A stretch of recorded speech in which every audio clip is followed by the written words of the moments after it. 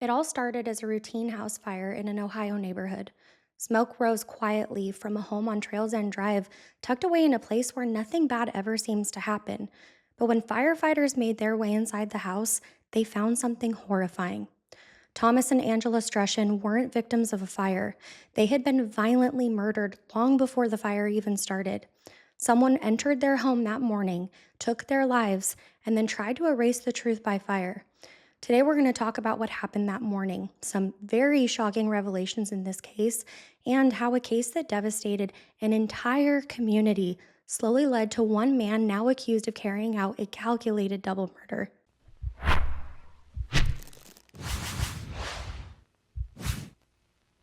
Welcome to the True Crime Nurse, everybody. My name is Kat, and I'm a registered nurse who loves all things nursing and true crime. Don't forget to like, subscribe, and ring the bell before you go. All right, everybody, let's get into today's case. Tom Strussion and his wife, Angela Strussion, were a hardworking, well-loved couple in their community. Tom was born on November 18, 1968 in Ohio, and Angela was born on September 23, 1971 in Louisiana. Everyone that knew this couple said that they were clearly meant to be together. Tom was a restaurant owner with a passion for Tex-Mex barbecue, and Angela was his beloved partner in life and in business, and they had two restaurants under the name Salsa Joe's. The Strussions were respected and looked up to in their community, not only because of their restaurants, but because they served their community in other ways too. They organized charity events for companies like Toys for Tots, and they were active in local fundraisers. Tom was an ambitious and friendly man who had a passion for cooking that was passed down to him from his grandma, and Angela was a warm, supportive presence that was always by his side. They got married in October of 2016 and decided to move back to Tom's hometown to be in Ohio and be closer to family after his mom passed away. In the summer of 2020, Tom and Angela opened a Salsa Joe's Smokehouse on National Road just east of Morristown, Ohio. Despite the supply chain issues and staffing hurdles because of the mayhem that was going on in the world at the time, it became popular very quickly. Tom was so excited to see their business succeed, so he was already looking to expand even further. By May of 2021, Tom launched a second location, but this time across state lines in Elm Grove, which is in Wheeling, West Virginia. To help manage this out-of-state location, Tom partnered with a young businessman named Drew Isaac Griffin. Drew is an Oklahoma native who had recently moved to the area. He was only 28 years old, but he impressed Tom, and he became his business partner and co-owner of that Elm Grove location. There isn't very much out there publicly that's known about Griffin's personal life, but he did marry a woman in Oklahoma in September 2020 named Stacy. He still planned to move on to Ohio without her, though, to start this new business venture. I couldn't find any public divorce records online, so I'm assuming that they were separated at the time, though, because she didn't move with him. People close to the Strussions at the time said that the partnership between Tom and Drew seemed great at first. Griffin brought really high energy and some investments to the table, and Tom brought his delicious recipes and a business that was already successful. With Angela's help running the day-to-day operations, the team hoped that this new location would reflect the Belmont location's success. In fact, Tom was already looking at a third location in Canonsburg, Pennsylvania, once the Wheeling restaurant was up and running, because he was thinking of franchising it. Everything in life seemed to be flourishing for this couple. Despite how everything looked on the outside, though, trouble was brewing. In late 2020, so before Griffin had entered the picture, Tom made a serious mistake that would come back to haunt him. He began an affair with a young woman from the Belmont area. That woman was 25-year-old Miana Smith. When her boyfriend, 31-year-old Anthony DeBacco, found out about this affair, he decided that they would exploit the situation for money. Starting around December of 2020, Smith and DeBacco blackmailed Tom, and they threatened to expose the affair to Angela and the public if he didn't pay them off. I think this says a lot about their relationship, that Miana's boyfriend immediately wanted money instead of focusing on him being cheated on, but let me know in the comments if you found them jumping to extortion strange too. Over the next several months, Tom quietly paid the couple a total of $25,000 to stay quiet. These payments put Tom in a lot of emotional and financial stress. He was trying to expand a business to a second and possible third location and keep his marriage intact while being blackmailed for cash behind closed doors. By May of 2021, the extortion payments had reached their breaking point, though. Tom's partners, meaning his business partner and his wife and family, didn't know about all of this. He kept it hidden out of shame and fear because Angela seemed to be totally unaware of the affair and the extortion during this time, too. Andrew Griffin continued to work on the business side, and he wasn't aware of the extortion that was going on either. This would have obviously been a concern to him because this could affect the finances going towards their mutual business.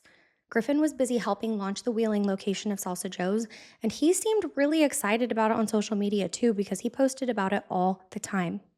By September of 2021, Tom and Angela were balancing a lot, including multiple restaurants and Tom's secret, but they carried on with daily life. Outside of work, they lived in a beautiful and comfortable home on Trails End Drive near Belmont, and this was in a rural, quiet community where houses sit on large plots of land and rolling hills, and this is located in eastern Ohio. It looks absolutely beautiful.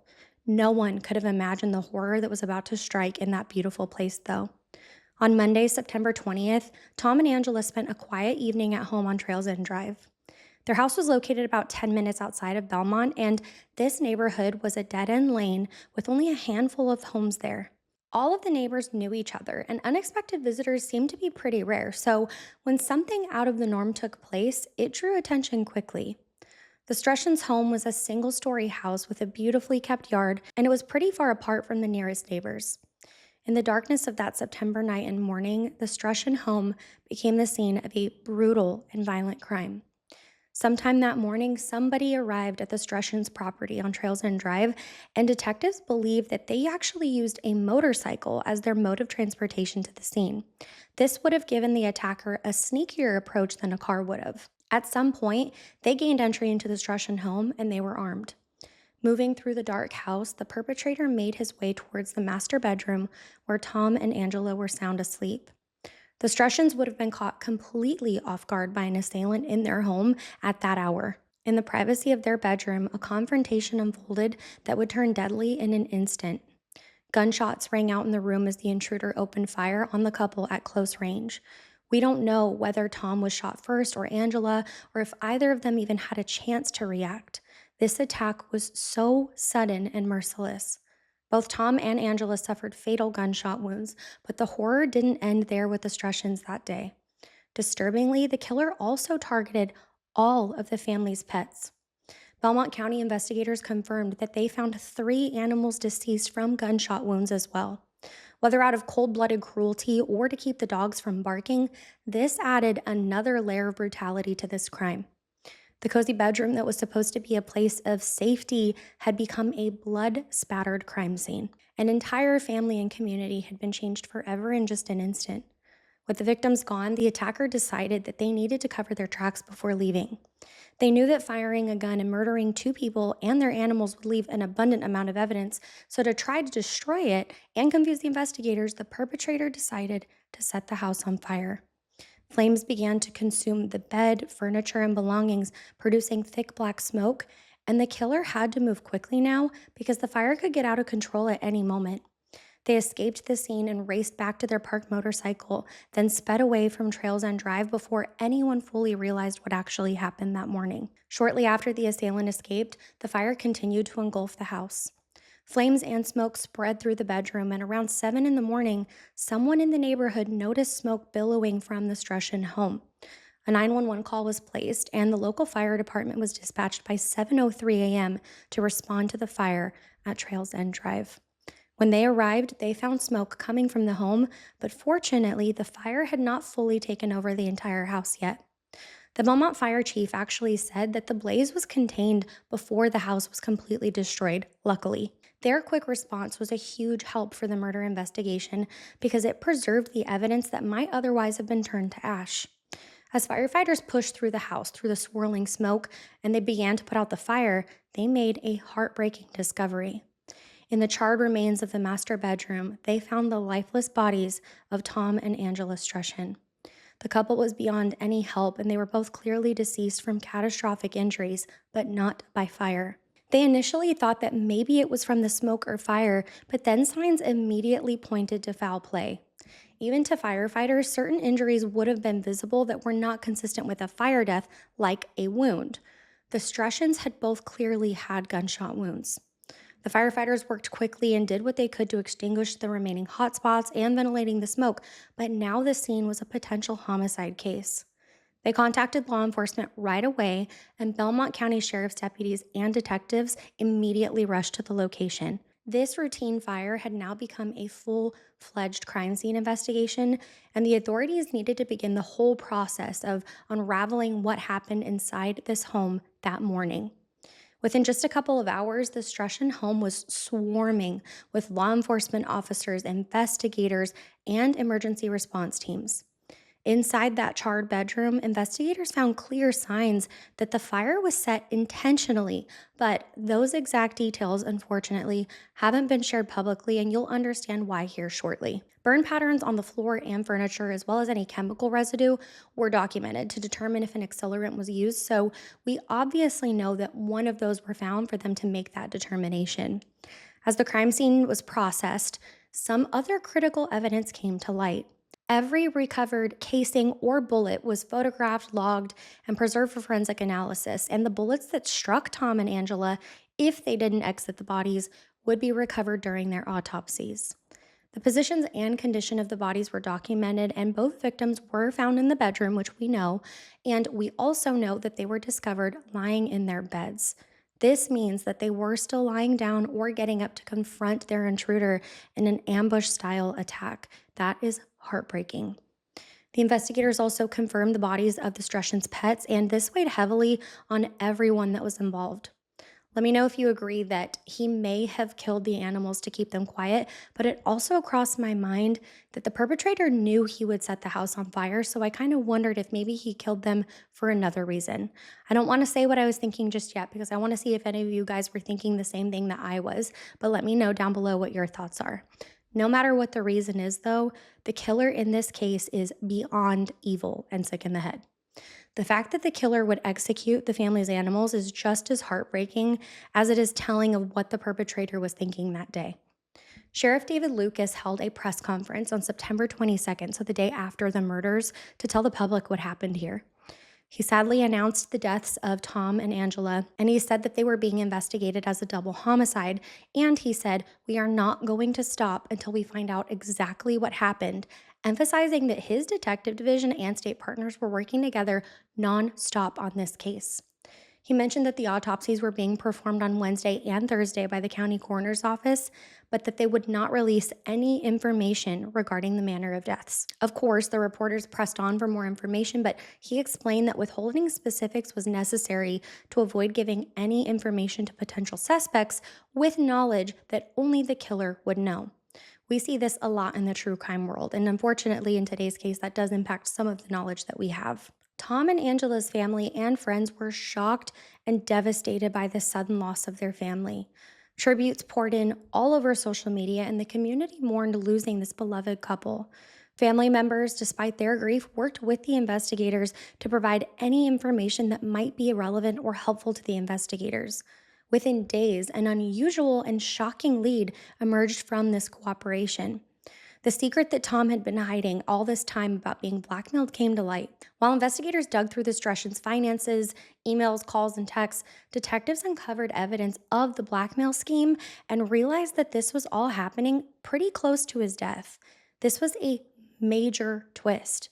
Could the murder be connected to the extortion somehow? Maybe the blackmailers feared that Tom might retaliate or expose them and silence him. Or maybe Tom had cut them off and they sought revenge. Belmont County detectives tracked down Miana Smith and Anthony DeBacco in a town nearby called Bellaire, Ohio.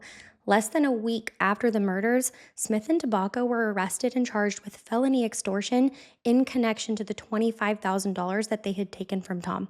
This dramatic turn of events made huge headlines, in addition to the double murder already being circulated everywhere.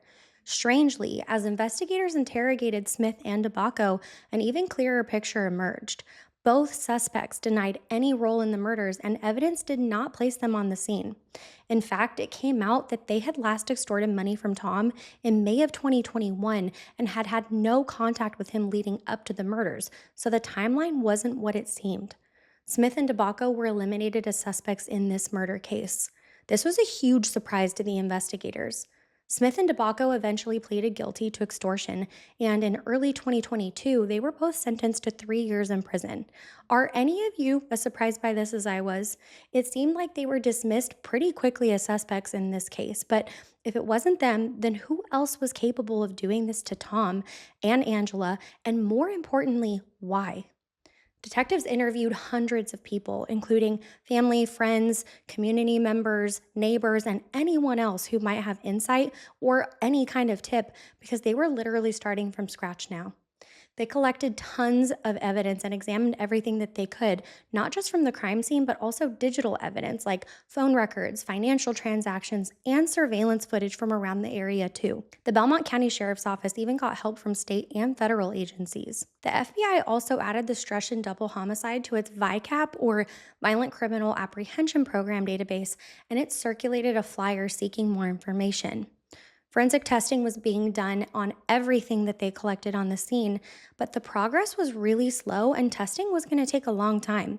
But before we continue on, I do want to touch on the autopsy portion of today's case. Thomas and Angela were transported to the Belmont County Coroner's Office for their exams, and Sheriff David Lucas confirmed that the autopsies were performed, but the sheriff's office deliberately declined to release any detailed autopsy findings because it was still an active homicide investigation. So because of that, we don't have a ton of information to go over, but there were still a few topics that I do want to touch on. Law enforcement did confirm that the fire occurred after the fatal injuries had already been inflicted on Tom, Angela, and their pets, which means that the fire was not the primary cause of death. This is an important detail because aside from the visual signs, there would be physiological signs as well. When a body is recovered from a fire, one of the first pieces a forensic pathologist has to figure out is whether the individual was alive or even barely breathing still when the fire started, even if they had been shot. If a person is alive during a fire, even briefly while they're passing away from an injury, there are predictable physiological findings, including soot in the airways and lungs and elevated carbon monoxide in the blood. The fact that investigators were able to classify both deaths as homicide rather than fire-related fatalities means that the autopsies did not show any smoke inhalation or thermal injuries as the cause of death. This confirms that the gunshots occurred prior to the onset of the fire. Specific details like the number of wounds, trajectory, and sequence are only known to the investigators and the coroner at this point. But don't worry though, we're going to get into the perpetrator next. But even without all of those details, the autopsy findings have already confirmed several facts. Thomas and Angela Strussion did not die as a result of the house fire. The injuries that they sustained were lethal. The fire was only a secondary act intended to conceal what had happened. And sadly, we do know that the victims could not have survived long enough to be saved because they never even inhaled the fire or smoke, meaning that they stopped breathing before help could even arrive. So their deaths were the result of deliberate actions of someone that they knew. But who? Now, to get back to the investigation, an entire year had passed without any progress. By the 1-year anniversary of the murders in September 2022, the case was still unsolved. Frustration and anxiety was growing for the Strussion family and the community. Through late 2021 and 2022, the Belmont County detectives worked hand in hand with state and federal departments, and they were even provided extra funding towards the investigation. The detectives even traveled thousands of miles across multiple state lines to track down leads, and they spoke to sources in Texas, where Tom had history, and in Oklahoma, where Andrew Griffin was from, and more. Still, nothing. In 2023, the family offered a $20,000 reward for more information that would lead to an arrest, and they also reached out to a group called the Cold Case Investigative Research Institute. A team of their cold case experts traveled to Belmont County to review the case and visit the crime scene. Their fresh eyes actually provided some insight. After walking through the Strussion's home and the neighborhood, they said that the killer had to have been someone that was known personally to the victims, given the area's visibility and no traffic. The team also looked at the physical evidence, and they said that some of these pending tests could be done by private labs to speed up the results. I personally couldn't believe that with a huge investigative budget in this case, that those funds weren't allocated to expedite these things early on, but at least this group had that suggestion. While this was all happening, the investigators began to look further into Andrew Griffin. The detectives traveled to Oklahoma to interview an associate of Griffin's named Dalton Ray. Ray ended up lying to the Belmont investigators several times during their interview, and they seemed like insignificant details, which was very strange. When they returned with the evidence that contradicted his story, Ray still provided false statements. This obstruction did not go unpunished, though. Belmont prosecutors charged Dalton Ray with obstruction of justice related to the Strussion case, and in June 2023, an Ohio jury convicted him of that felony. And yet another surprising twist in this case, in that same month, so June 2023, Griffin's family in Oklahoma reported him missing. Andrew Isaac Griffin was last seen on June 29, 2023 in Shawnee, Oklahoma, and he told a family member that he was leaving for a job in Texas. He was driving a company vehicle, which was a white Dodge Ram pickup truck with Texas plates, when he vanished. This missing person alert immediately screamed murder suspect to the public, and Belmont County authorities were paying very close attention in this case too. This was just weeks after his acquaintance Dalton Ray's conviction, so Griffin realized that the investigation was heating up and he chose to flee, and that doesn't seem to be a coincidence. For several months, Griffin's whereabouts were unknown. Then, in early October, a break came. Law enforcement in Harris County, Texas, located Andrew Griffin. He was found at the George Bush International Airport deboarding a flight from Honduras, where he had been hiding out that whole time. Griffin was then taken into custody on outstanding warrants out of Oklahoma because he was actually wanted on charges of kidnapping and other concerning charges in an unrelated case. So, on October 8th, 2023, Andrew Griffin was finally in custody, and Belmont County officials were notified that the man that they'd been quietly watching was available for additional questioning. By early 2025, Ohio investigators and prosecutors worked quickly to build their case against Andrew Isaac Griffin in the murders of Thomas and Angela Strussion while he was in custody in Oklahoma.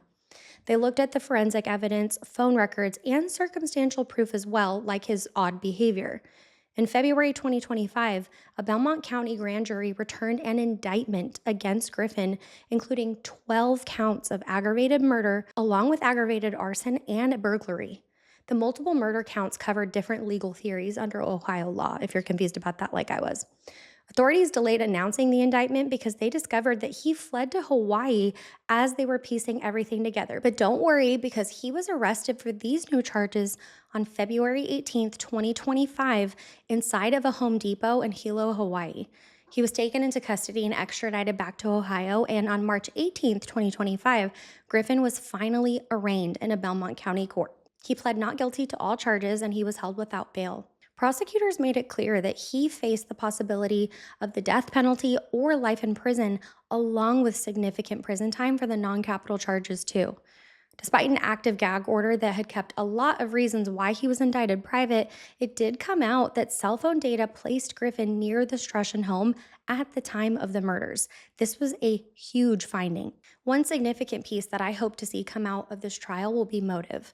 Everyone has their speculations, but the evidence won't be fully revealed until then. But let me know what your thoughts are right now as far as motive goes. It could be as straightforward as money, like maybe Griffin invested money that Tom had that was lost or tied up, and facing financial ruin, he snapped. Remember, he did go missing and we don't know why. Or it could involve secrets that we don't know about yet. Perhaps Griffin knew of Tom's affair and extortion, and there was some blackmail or falling out that was related to that. Another angle is insurance or theft. Did Griffin hope to benefit financially from Tom's death or maybe take over the businesses? Sadly, both of the restaurants closed immediately after the murders, so that seems unlikely as a possible motive, at least to me. Killing your partner is not a way to profit from a closed business. It honestly could just boil down to a personal conflict that turned deadly, but we are going to find out very soon. If Griffin were somehow acquitted, then the case would remain unsolved. But if he is convicted, then the community will finally have the validation of what detectives have suspected for a very long time. Given the fact that Belmont County is not a frequent place for capital murder trials, we honestly can't predict what the outcome will be here. But just the possibility of a death sentence alone tells us how serious this case is, and the sheriff himself said that this is a major case for Belmont County. Trial has currently been scheduled for March 2nd, 2026, so coming up here very quickly after posting this video. With Andrew Griffin now charged and in custody, the long-awaited murder trial for Tom and Angela Strussion is currently unfolding. Jury selection is scheduled to begin in late February 2026, and it's anticipated to last about 2 weeks. So hopefully, we'll have a verdict by mid March if all goes according to plan. For the Strussion family, including Tom's siblings, Angela's relatives, and their friends, this trial has been a long time coming. These families deserve peace and answers. They've shown remarkable patience and cooperation, and they never gave up on finding justice for Tom and Angela. Something else that I cannot stop thinking about in this case is not only them losing their loved ones and their pets, but they've also had to process the affair that was going on too. That would be so complicated and painful to navigate, and my heart just goes out to them. They've attended all of the court hearings, kept the public interested by doing local news interviews around the anniversaries, and even have taken proactive steps towards things like the reward and hiring the Cold Case Institute. Now, with the suspect finally in court, there's a mix of hopeful anticipation and understandable anxiety. True justice in their eyes means seeing the person responsible held accountable and hearing the full story of what happened and why. They deserve those answers, so let's hope that Griffin caves and gives it to them. Thank you all for spending time with me today. I know that this video is a little bit shorter than normal, but I had a few people suggest this case to me and I knew it was still developing, but I waited till we had some more information to work with. Let me know if you like these ongoing cases or if you prefer solved cases, but I think that everyone has a different preference, so let me know. Also, I want to hear if you want a part 2 after trial happens because it's very soon and we're going to have access to the court transcripts, autopsy report, and a lot more to follow up on. I can't tell you how much you all mean to me, and it was so touching to see that you showed Kyla, Kimberly, and even myself so much love in the last video. I say it all the time, and I'm going to keep saying it because we really do have the best community here on YouTube. Don't forget to take great care of yourselves this week and our secret handshake and the butterfly in the chat, nurse's orders. I'll see you next time for a much deeper dive video that I think you're all going to enjoy. I'll see you next time.